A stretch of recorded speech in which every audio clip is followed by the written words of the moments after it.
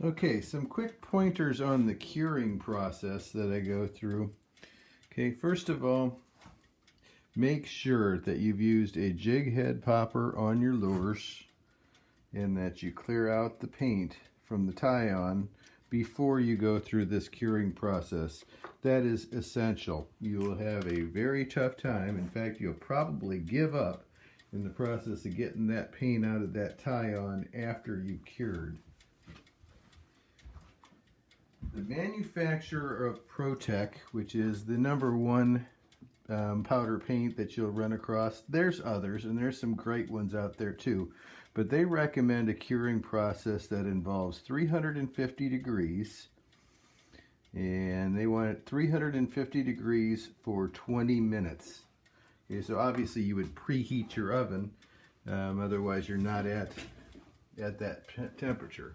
Okay, now what I've found over time is that paint sometimes, if it's a thicker coat, will sag a little bit and miss shape on the head of the lure. That paint from gravity becomes kind of fluid, starts pulling down on the head, and it makes a little bit of a tip or a point.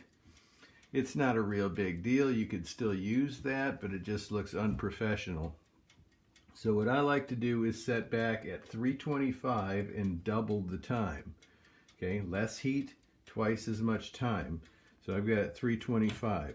The next thing I would tell you is if you're going to use a UV top coat, a high gloss top coat, I would do that after the curing process because it especially has a tendency to sag. Okay, so we got the paint cleared from the eyes. I've hung these on the rack so that they will not even accidentally bump into each other. That's pretty important too. After curing, some guys open the oven too quick. They're not cured. They go to pull the rack out. The lures will bump together and they'll stick together. That fluid or that paint that's on there gets real sticky when it's warm. Okay, so I'm going to go ahead and push my rack all the way in there. Close my door. I'm set at about 40 minutes. We got 325 degrees of heat, and we're going to let those go for a while.